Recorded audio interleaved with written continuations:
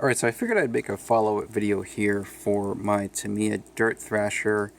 Going into the 2021 VONATS, I had described that I was going to race this car in the Classic class, and I had mentioned that I would eventually, after the race, talk about some of the details of this chassis that I've sort of changed or updated since the last time I raced it in 2019. So I'll go over some of the superficial stuff that you can see with the body on first, that are, let's say, different from the last time. So, the shocks, the towers, those are clearly different, front and rear.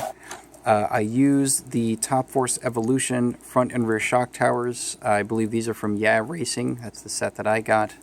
And in order to fit the Dirt Thrasher body onto the chassis with the Top Force Evo towers, you do have to make one modification. Top Force Evo towers on the front, there is a cross brace that's part of the carbon fiber sort of cut. You have to cut that out. Otherwise, you won't be able to fit this nose of the body through the hole in the tower. But when you do that, it doesn't seem to affect the structural integrity of the tower. It's perfectly fine, especially if you're, running it with, let's say, a sport tuned motor. It's fine. And then on the rear tower, what I did here, the reason why I wanted to use the Top Force Evo tower for the rear is because it gives you 2 rows of mounting holes for the top of the shock, and with the bottom row you get, and with the high cap dampers, you get enough rear droop so that you can land a jump and not bottom out.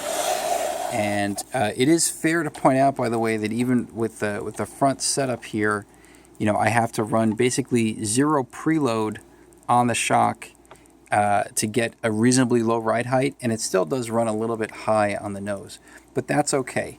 It still handles fine. Generally, like if the nose runs high, you're going to understeer a bit going into the corners, but this car still steers pretty nicely because you can compensate for this with some camber gain settings, which I'll get to in a minute. But the key thing I was trying to accomplish with this combination of towers and shocks was to make the jumping smoother so that I can land a jump and not have to worry about bottoming out. Because if you bottom out with this chassis, because all these plastics are ABS plastic, eventually you're going to break something. And I did end up, breaking like the rear gearbox when I was testing this, earlier in the year before VONATS, with the original shock setup, because it kept bottoming out. So that's like the number one thing you want to try to address with the Dirt Thrasher / Manta Ray chassis. It's just getting the droop settings right and the shock settings right so that you get a nice plush feel.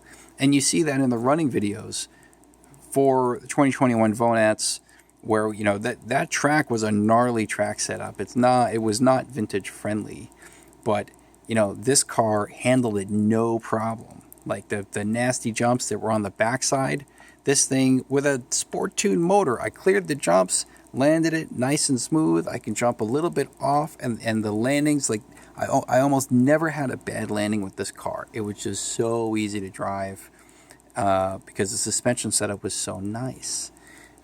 So I really wanted to focus on that for this iteration of the car going into VONATS this year. And I'm glad I did, because it made a world of a difference for the car. It was already a quick car, but this made it so much better and so much easier to drive.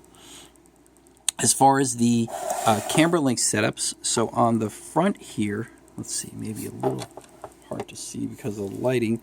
I'm using, there's 3 holes you get on the Top Force Evo tower. I'm using the lower outer hole here, and that gives me the highest roll center at the front with the highest camber gain. Now, why do I do that? Well, RC Excitement is a hard-packed dirt track with, let's say, medium to high grip, depending on the moisture and the temperature. But throughout the weekend at VONATS, the grip level does come up, becomes a pretty high grip track. So you tend to want a high roll center. And again, because this car, with the way the front shock geometry is, and the front suspension geometry rather, you do end up with a pretty high front ride height. You can compensate for that a little bit to get more steering response by increasing the roll center to make the car a bit more responsive, and so it doesn't lag too much in the corners. So that's what I did. And then on the rear, what did I do here? I went to the lower center hole. So this also has 3 holes, but they're inverted. So instead of 2 on the bottom and 1 on top, it's 2 on top and 1 on the bottom. I went to this one here. So that again gets me to a high rear roll center option with a medium camber gain. And as you run more camber gain on the rear of the car, it's going to pivot more in the corners. It'll rotate better. So this setting helped me out quite a bit. And I think previously I was running on the top inside hole for maybe the first 1 or 2 rounds of qualifying, and I found that my friend's Laser Alpha was cornering a lot better, a lot sharper. So I had to find some extra cornering speed, and so I went to this hole, and it actually helped quite a bit. It helped a lot with the cornering. So that made a big difference. And as far as the shock positions, I'm on the lower hole in the middle on the top here, and I'm on the middle hole on the arms on the bottom. And then for the front shocks, there's only 1 row of holes on the tower. I'm on the inside hole on the tower, and on the arms, I'm on the outside hole on the arms. Okay, so that's kind of it for the outside features above and beyond what I had already done to the chassis before. I'm just trying to remember, is there anything else? Obviously, got to run turnbuckles if you're running the Top Force Evo towers, because even if you try to run the stock plastic fixed units that you get with the Dirt Thrasher and the Man Ray, I don't think they line up perfectly with the 3-hole setups on the towers. You're going to be off one way or another with your camber setting, so you have to run turnbuckles. And because I want to keep this car light, because it's a limited power class, all the ball studs are aluminum, and of course titanium turnbuckles. I don't want to run steel turnbuckles because I want to save weight, with the exception of the steering rods here. I just kept those stock because they're perfectly fine. They're not broken or bent or anything, and I could have replaced them with turnbuckles and with aluminum ball studs here and here, but I just didn't, because that's kind of antithetical to what I just said about saving weight. But at the same time, I haven't had any problems with it, so I just decided not to change it. I did also add a rear sway bar to get a little bit more steering. So this unit here, it's hard to find. I forget the part number, but it's a TA02 or TA01 rear stabilizer set. The actual sway bar itself, though, is not a Tamiya sway bar. This, I think, is for the Yokomo MR4. Is it for the MR4? I think it's for the MR4BC/MR4BX.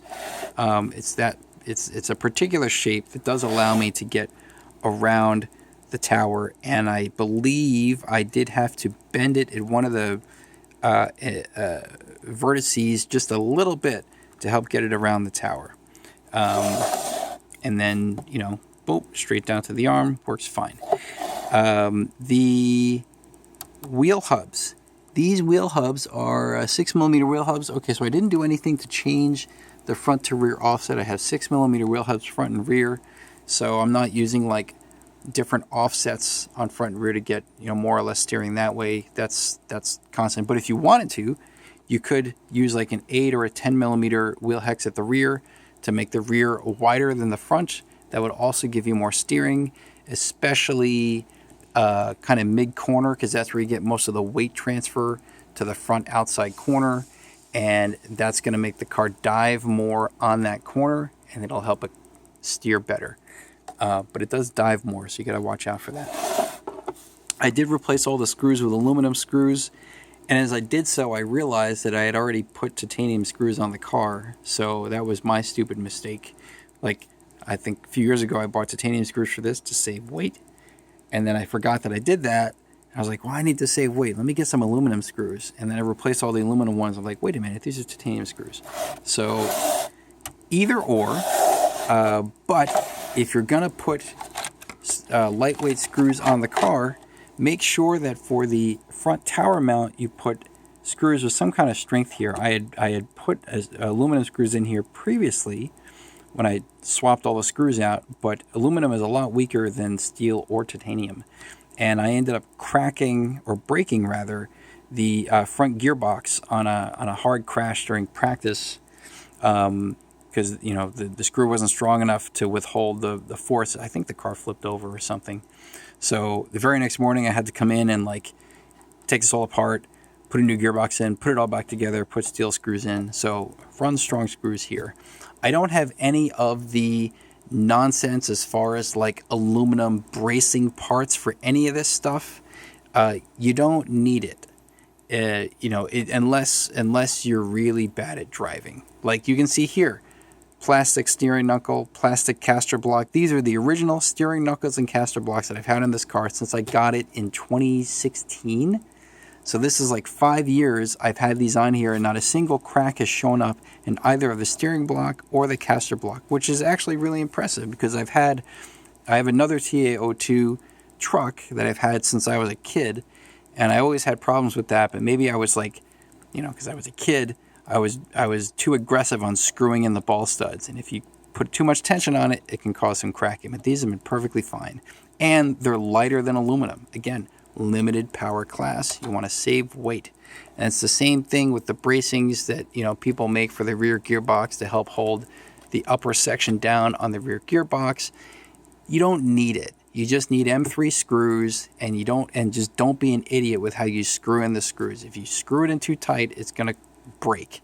And over time, yes, those screw posts do show cracks in them, and they will break anyway. So just replace the gearbox if you really care about keeping the car as light as possible to get speed. The other thing that I did here is change the way the battery is mounted. So, in the past I was running a Reedy Wolf pack, which is like I think a 4.2 amp hour pack. It's basically about the same size as a NiCad stick pack, and it goes transverse this way. And one of the reasons I realized why the car was bottoming out, especially at the rear off of jumps, is because that battery was adding weight. And so I could play all these games with suspension preload and shock oil and whatever else, but I was just competing against the weight bias at the rear of the car. So what I wanted to do is redistribute the weight and run a lighter battery. So really I just cut a bit of plastic away on the inside of the chassis here to accommodate a shorty pack going longitudinally from front to rear of the chassis. And you do also have to cut away a little bit of material on this sort of upper deck here as well, to give you enough room to slot the shorty in. And I should point out, I don't use a 4.2 amp hour conventional shorty. I use an ultra shorty, which is I think like a 2.6 amp hour battery. It's a short shorty, and with that will actually fit. A normal shorty is a lot harder to get in there, or you have to cut away even more material. So I have a foam spacer here. I actually put the foam spacer in the back, right on the inside in here. So that way the battery is biased as far as possible towards the front. So that basically allows me to take all the battery weight, which by now is much smaller, it's a smaller battery, and push it as far forward as possible. Because the motor, it has weight, it's kind of heavy. And this should give me a more even weight distribution and more longitudinally oriented. So there's less lateral polar moment of inertia, give you better steering response. So that's a good little trick to do. And, did it help? Did I notice a difference? For jumping performance, sure, but that's really a combination of the weight changes as well as the suspension setup. So partitioning out one versus the other, I can't really say. But all these things combined, they do help. All the other things that I have in this car, I've talked about in other set of videos for this car. Like, the aluminum motor mount and the types of the gearing and the internals of the gearboxes to save weight and to save rotational mass. I believe I've covered all of that. Let's see. I did put in, finally, some universal joints. These are Yeah Racing universal joints. Was it 70 millimeter up front and at the rear. I think these are actually units made for the Manta Ray. I'm not so sure that they save any weight compared to the stock dog bone and wheel axle units because it's a steel unit. But it should result in less play in the drivetrain because with the dog bone you have play between the dog bone pins and the diff out drive pin and the diff out drive, as well as the dog bone pins on the wheel side and the wheel axle sort of insertion point for the dog bone.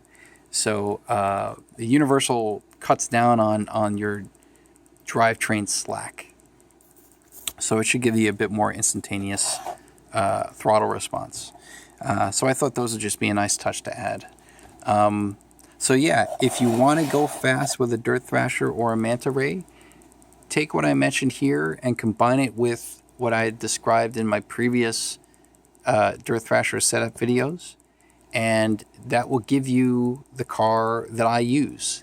And you know, this thing really kicks ass. It's a really, really good car to run in the classic class. You know, if you have a vintage race locally to your area, which is power limited with like a silver can or a sport tune motor, this is a fantastic car to run. I really love it.